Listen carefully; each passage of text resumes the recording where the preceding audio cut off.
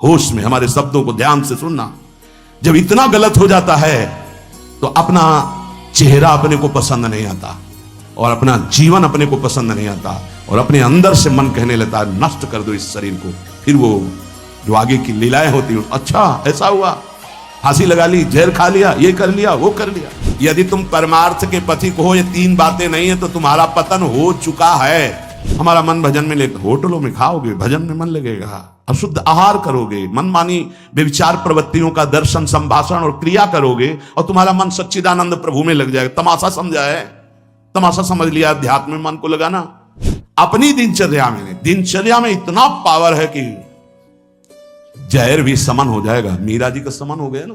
अगर नियम है 1:45 बजे उठने का, स्नान का, तो 1:45 बजे ही उठना चाहिए, 2 नहीं बजना चाहिए।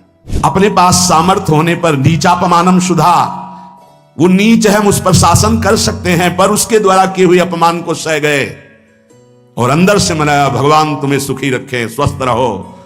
जिसका इंद्रिय मनोनिग्रह युक्त समय व्यतीत होता है भगवत चिंतन में, वो महापुरुष है। अभी वर्तमान में ही है, चिंता मत करो, स्थिति जागृत होने में देर नहीं। सच्ची तुममें बहुत सामर्थ्य है, जागो। अगर झुक गए तो रौंद दिए जाओगे। ये 8 बातें भगवत भक्त अपने जीवन में जांच ले कि है कि नहीं है, अगर ना हो तो धारण कर ले। पहला है संत महापुरुष आपके जीवन में है कि नहीं, ये जांच करनी है। देखा है हमने, अगर किसी संत को आदर्श मानकर आप नहीं चल रहे हो तो दिमाग को खसकते हुए देखा, खसक गया है दिमाग। वो मनमानी आचरण केवल सिद्ध बनने के लिए कर रहे हैं। उनके आचरण ऐसे कि भोले भाले लोग ये समझो कि ये तो सिद्ध है। और जानते हो सिद्ध किसे कहते हैं? ब्रह्म भूता प्रसन्नात्मा न सोचति न कांक्षति समः सर्वेषु भूतेषु मद भक्तिम लभते पराम निर्माण मोहादित संग दोषा अध्यात्म नित्या विनिवृत्त कामा द्वंद्व विमुक्ता सुख दुख संगई गच्छन्त मूढ़ा। ये स्थिति आनी चाहिए। पूरा कोरा जैसे नाटक मंच पर नाटक किया जाता है ना, पूरा दिखाई देता है, पूरा नाटक। क्यों? क्योंकि कोई डांटने वाला नहीं है, कोई आदर्श नहीं है महापुरुष जीवन में। जो मन आवे सो बोलो, जो मन आवे सो नाटक करो। तो 100 200 500 लोग भोले भाले जिनको ककहरा नहीं आता परमार्थ का, वो कह देते मेरे भगवान, मेरे सिद्ध योगी, मेरे महापुरुष, मिटिया मेट कर देते हैं। बात तो तब समझ में आवे जब रसिक जन पास करे, गुरुजन पास कर दे। अपने मन से कुछ नहीं होता, जिसे महापुरुष पास कर दे वही होता है। संत महापुरुष कहे ठीक चल रहे हो, ठीक है, या वो मौन स्वीकृति दे दे, ठीक है। अपने मन से सिद्ध बनने पर सिद्ध थोड़ी कोई हो जाता है। जीवन में तुम्हारे संत हैं कि नहीं, बस इतनी बात देखो। अब एक भगत जी आए थे, अपने लोग तो सबका आदर ही करते हैं। उनका दिव्य रूप से हनुमान जी हमारे सामने प्रकट हुए थे। सच्ची बात कह रहे हैं, जिस समय दिव्य रूप हनुमान जी ने धारण किया तो हनुमान जी महाराज के ही भाई पवन पुत्र भीम कंपायमान थे। भीम जैसे हनुमान जी वैसे भीम, बड़े बड़े पर्वतों को अपनी टक्कर से चूर करने की सामर्थ्य रखने वाले। अभी पैदा ही हुए थे भीम और गोद में लिए हुए माता कुंती चल रही थी। अचानक सिंह निकला, दहाड़ हुई तो गिर गए भीम। तो जो जिस चट्टान पे गिरे चकनाचूर हो गई चट्टान और उस आवाज से भयभीत होकर भाग पड़ा सिंह। अभी गोद में बच्चा थे वो भीम, जिस समय प्रार्थना की कि भैया मैं तुम्हारा वो दिव्य रूप देखना चाहता हूं, तो उनका काहे को तुम व्यर्थ में ऐसा तुम नहीं देख पाओगे। तो उनका हमारी लालसा है, आपका छोटा भाई हूं। तो अट्टहास किया हनुमान जी का वो दिव्य रूप कि कंपायमान होकर कह रहे थे हे वायुपुत्र, हे पवन पुत्र, तुम अपने रूप का संवरण करो, मेरी सामर्थ्य नहीं। और वो व्यक्ति ऐसे कह रहा मैं दिव्य हनुमान। हम कह रहे पाखंड मत करो, ठीक से चलो तो ये सब भगवत स्वरूप अनुभव में आ जाएंगे। ठीक से चलो, बड़ा विचित्र स्वरूप है। जब तक जीवन में कोई संत नहीं तो हम ये देख रहे हैं कि वो जीवन या तो पाखंड में सकिल जाएगा और या तो व्यर्थ के चिंतन में फंसा हुआ अपने को मान लेगा कि मैं सिद्ध हूं। आपका शब्द, आपकी दृष्टि, आपकी चेष्टा, तस्मात् शास्त्रम प्रमाणम ते, तब सिद्ध माना जाता है। बहुत सिद्धों के दर्शन हुए, गंगा किनारे सिद्धों का ने कभी नहीं देखा ऐसा प्रमादी। सिद्ध प्रमादी नहीं होता। 95 वर्ष की आयु पूज्य स्वामी श्री ओंकारानंद सरस्वती जी महाराज 4 बजे एक अपने निज जन से कहते, वो स्वेटर पहना दीजिए। बोले स्वामी जी अभी तो धूप है। नहीं, अंदर अभी जाएंगे चिंतन में विक्षेप होगा, हमारे पास समय नहीं, डाल दो शरीर में। अब इसका एक साधारण शब्द हुआ, इसका प्रभाव इतना पड़ा, इतनी अवस्था में इतने चिंतन परायण की स्वेटर पहनना है, ये स्मृति बाधा ना पहुंचा पावे, डाल दो शरीर में। कितना सूक्ष्म। बड़े बड़े महापुरुषों को देखा है, अपने ब्रज के प्रेमी जनों को और ब्रह्मबोध संपन्न दोनों महापुरुषों को, किंचन मात्र कहीं भी कोई भी शास्त्र विपरीत शब्द नहीं, एक सेकंड की चेष्टा नहीं पाई शास्त्र विरुद्ध। और यहां शास्त्र में है ही नहीं, हो वैसे सिद्ध हो रहे हैं। क्यों? क्योंकि जीवन में किसी आदर्श महापुरुष का अंकुश नहीं। अगर किसी संत का भय तुम्हारे जीवन में नहीं है तो ये माया रौंद देगी, पक्का समझ लीजिए। कोई महापुरुष तुम्हारे ऊपर अंकुश लगाने वाला हो। तो इसीलिए जो देहाभिमानी जी होते हैं भाग पड़ते हैं, क्योंकि उनकी सिद्धावस्था में वो बाधा पहुंचाएंगे गुरुजन। असली सिद्ध बनो, नाटक नहीं, तो भाग पड़ते हैं।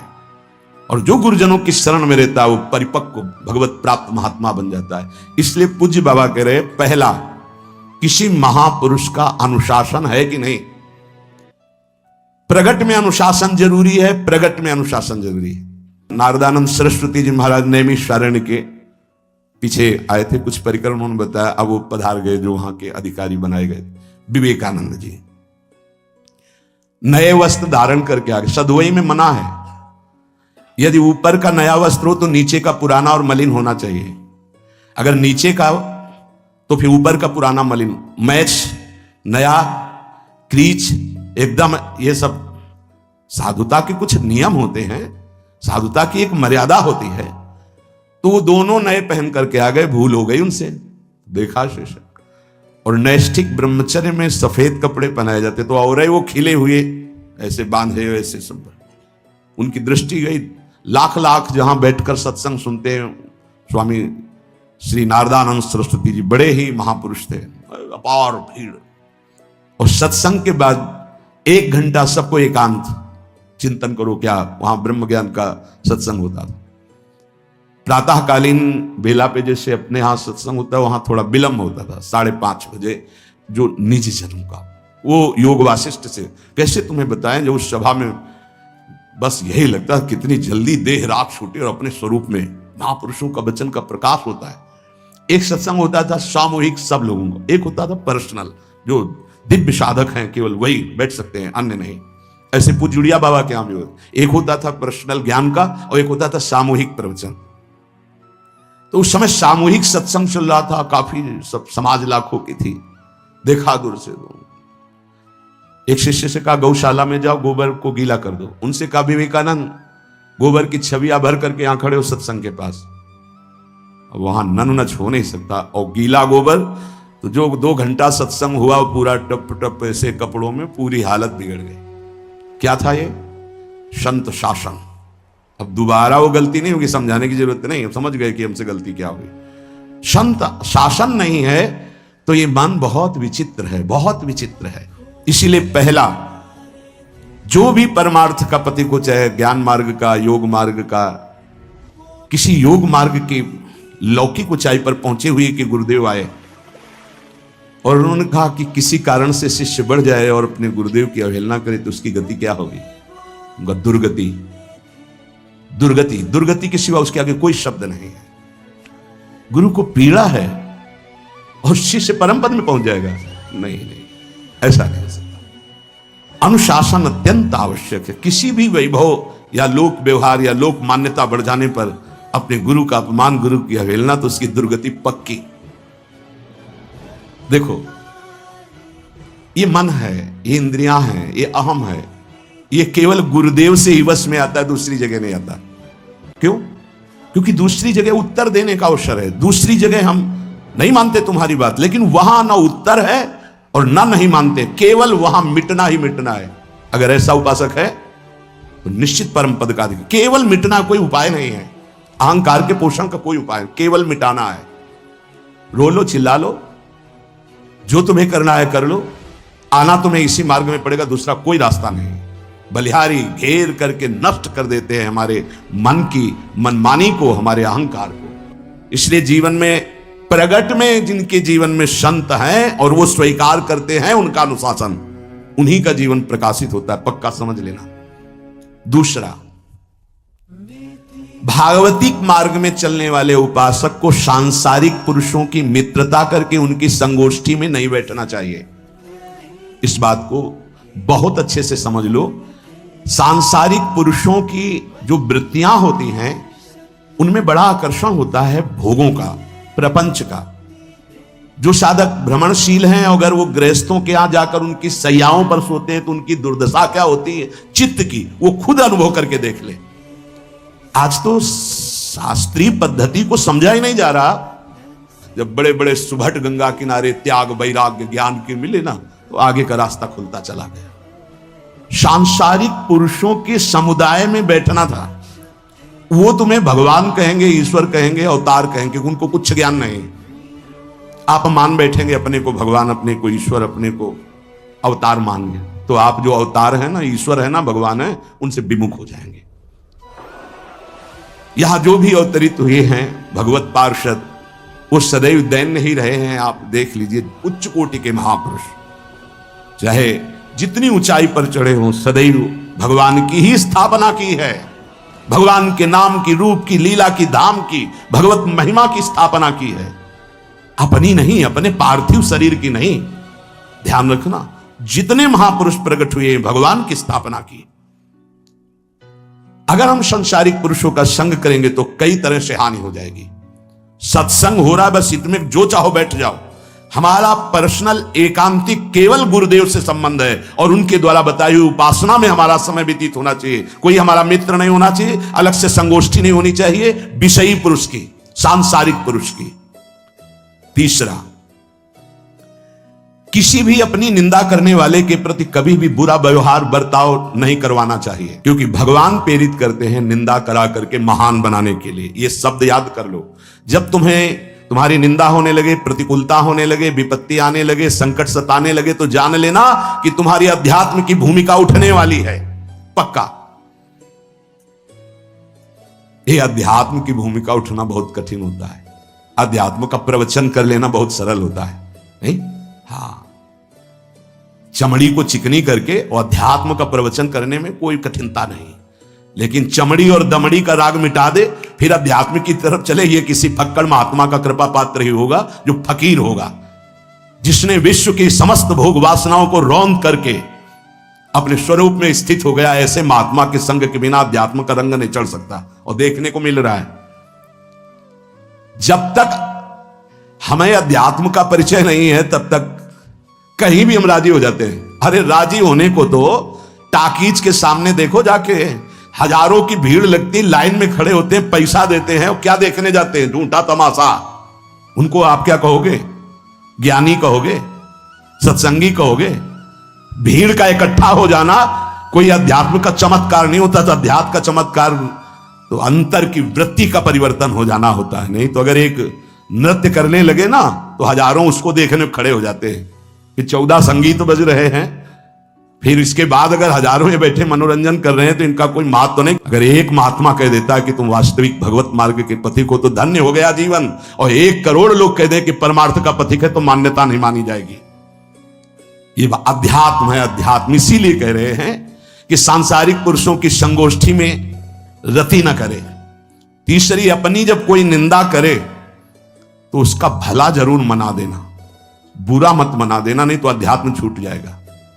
अपने पास सामर्थ्य होने पर नीचापमानम सुधा, वो नीच है, हम उस पर शासन कर सकते हैं, पर उसके द्वारा किए हुए अपमान को सह गए और अंदर से मनाया, भगवान तुम्हें सुखी रखे, स्वस्थ रहो, और कभी भी हम आपका विरोध नहीं करेंगे। जब अवसर मिले तब फिर हमारी निंदा करना, भगवान तुम्हें स्वस्थ रखे, तुम्हारा कभी अमंगल ना हो।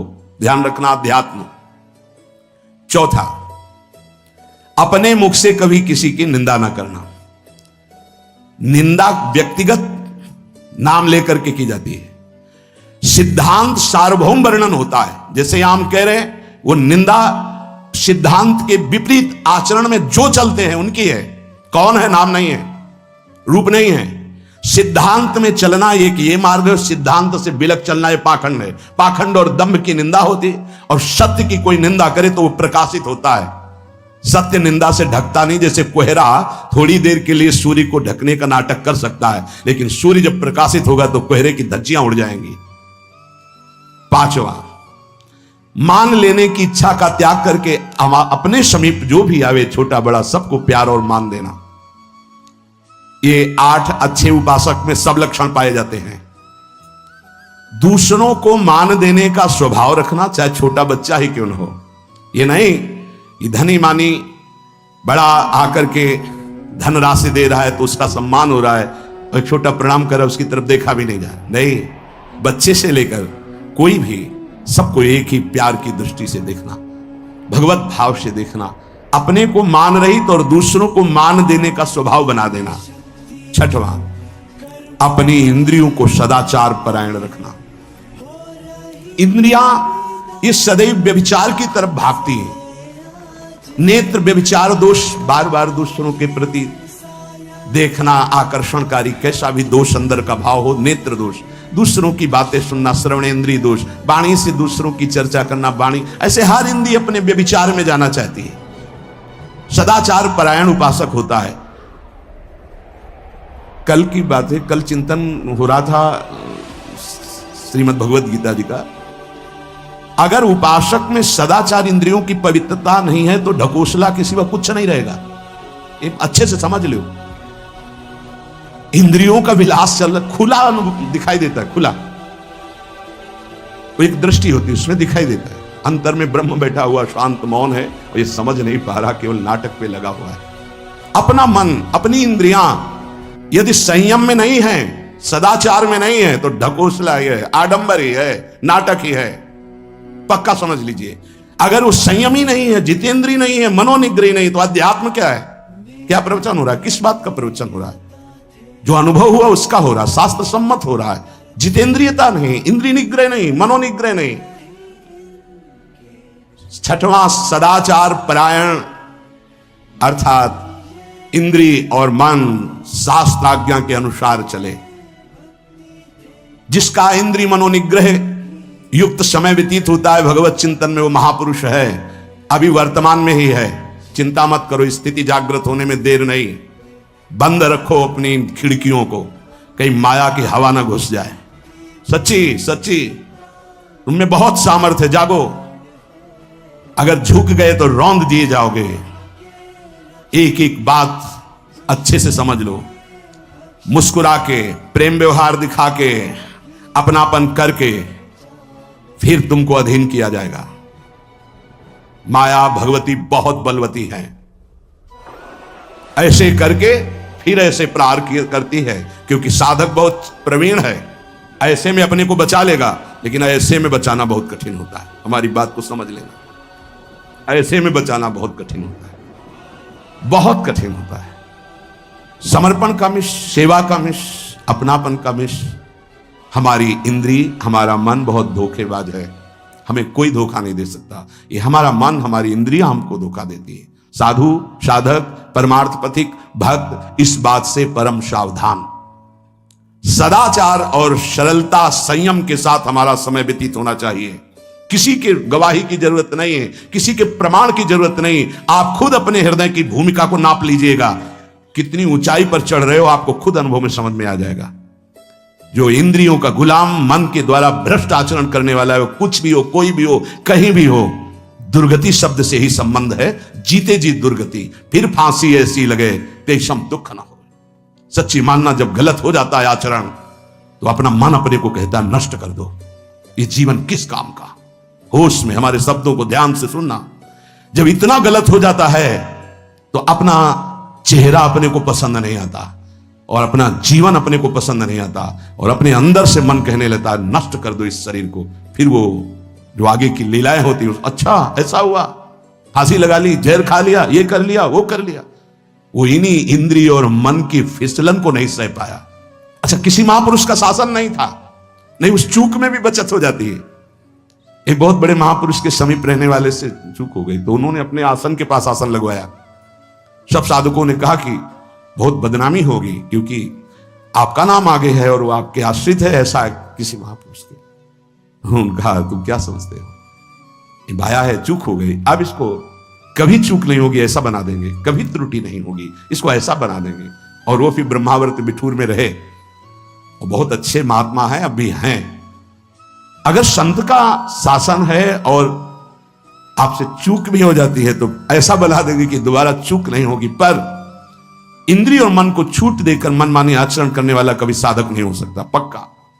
और आप सच्ची मानना, आपकी एक बार इंद्रिय मन छूट हो गई तो जिंदगी भर दबे रहोगे, दहाड़ने लायक नहीं रहोगे। माया तुम्हारे को सदैव कोसती रहेगी, तुम्हारा हृदय जलता रहेगा। ऐसा कैसे हो गया, ऐसा कैसे हो गया। जब ऊंचाई की तरफ सोचोगे तो सामने वो अगर प्रायश्चित करके मिटा दिया है तो बात है, नहीं तो कर्म सामने आ जाएगा। लगेगा नहीं हम इसी ऊंचाई लायक नहीं, नहीं हम इस ऊंचाई लायक। आपसे प्रार्थना कर रहे, अगर चूक हो गई हो तो उसको मिटा दो, नहीं आगे बढ़ने में बाधा पहुंचा देगा। अपने गुरुजनों से सलाह करके उसका प्रायश्चित कर लेना चाहिए। अगर गुरुजन कर दे जाओ कुछ नहीं तो कुछ नहीं, खत्म खेल, वो निपटा देंगे, वो करुणामय है, उनमें बड़ी सामर्थ्य है। पर छठवां सूत्र, सदाचार संयम जितेंद्रियता मनोनिग्रह साधक में होना ही चाहिए। जो साधक एकांत में मनोरंजन करके अपने जीवन को नष्ट कर रहे हैं, अच्छा होता गृहस्थ धर्म में रहते, बाल बच्चे पैदा करके मेहनत करके धर्म पूर्वक कमाते और समाज की सेवा करते। यदि अखंड ब्रह्मचारी वैराग्य मार्ग के पथिक हो तो चूक ना होने पावे प्रार्थना करते हैं।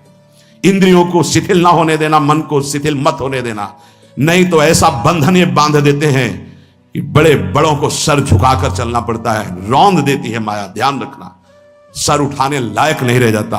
अगर इंद्रिय जन्य भोगों का आकर्षण नष्ट कर दे तो अपना मन अपने को जलाता रहता, धिक्कार देता रहता। कैसे हो गया ऐसे, तो कैसे हो गया। कीन हो इसका बहु अभिमाना, सुख हो वंचा कृपा निधाना। कहीं अभिमान हो गया कि मैं ब्रह्मचारी हूं, मैं जितेंद्री हूं, मैं मनोनिग्रही हूं, तो ठाकुर जी ने दाना फेंक दिया, देख भला मनोनिग्रही है तो मत चुन। लेकिन कृपा पात्र साधक पुनः अपने आप को सावधान करके सदाचार में ही स्थित रहे। आज सदाचार को समझा ही नहीं जा रहा कि सदाचार है क्या। सातवां, किसी भी पद को साधक कभी स्वीकार न करे। समाज में बड़े पद मिलते हैं, यहां भगवत प्राप्ति की वार्ता हो रही। किसी भी पद, किसी भी सम्मान को स्वीकार न करे। ये सब उपाधियां हैं, अगर उपाधियां स्वीकार की तो उपद्रव शुरू हो जाएंगे। कोई उपाधि स्वीकार न करो तो इतने महान बन जाओगे कि पूरे विश्व में तुम ही होगे। ये भी बात याद कर लो, कोई भी छोटी मोटी उपाधि स्वीकार की तो उस महान को नहीं प्राप्त कर पाओगे। विश्व में तुम ही होगे, या तो ज्ञान में तो एक तुमसे बड़ा कोई है नहीं, और अगर भक्ति में तो तुमसे छोटा कोई नहीं, तो विश्व में तुम ही तो हुए ना। सब बड़े और आप छोटे, विश्व में आप त्रणादपि सुनीचेन, और ज्ञान तो हम ब्रह्मास्मि, सबको समेट लिया अपने में, एक के सिवा दूसरा कोई नहीं। यह है उपाधि रहित महापुरुष की स्थिति। कोई उपाधि स्वीकार न। अनंत ब्रह्मांडों का महारत्न इंद्र नीलमणि, जहां जहां भक्त मेरा चरण रखे वहां वहां रखूं हाथ, पीछे पीछे मैं फिरूं कभी न छाड़ूं साथ। इससे बड़ा कोई पद होगा। निरपेक्षम मुनिम शांतम निर्वैरम समदर्शनम अनुब्रजाम में हम नित्यम पूजे यत्यंगुरेणु भी। जिसकी चरण रज लेने के लिए परब्रह्म परमात्मा पीछे डोलता है, वो है ये पद। जब कोई पद नहीं स्वीकार करता तो ये पद प्राप्त होता है। इसलिए सातवां, किसी भी उपाधि को, पद को साधक कभी स्वीकार न करे। आप यहां के अमुक बन करके अमुक नहीं, सेवाएं सब हैं पर सेवक हूं, कोई पद नहीं। देख लो बड़े बड़े महापुरुषों को। पूज्यपाद उड़िया बाबा जी ने जब देखा तो दंड का विसर्जन कर दिया कि पद की तरफ एक घसीट रहा है। गंगा जी में महाप्रभु चैतन्य देव गंगा जी में जो हमारे परम पद के बीच में आएगा वो सबका प्रवाहित कर देना ही उचित है। बहुत समझना, पूरे जीवन भर याद रखना, यह अध्यात्म है। अध्यात्म कभी कोई भी उपाधि स्वीकार ना करे तो बहुत जल्दी उपाधियां सामने लिख दी जाती है, तभी कोई वो स्थिति ही नहीं आती।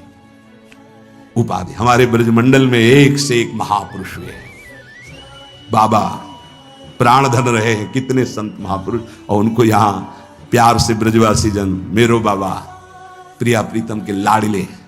कोई उपाधि नहीं, कोई पदवी नहीं, कोई प्रतिष्ठा नहीं। और आठवां, ये आखिरी, किसी भी परिस्थिति में अपने आराध्य देव का चिंतन ना छूटने पावे। पूर्णता,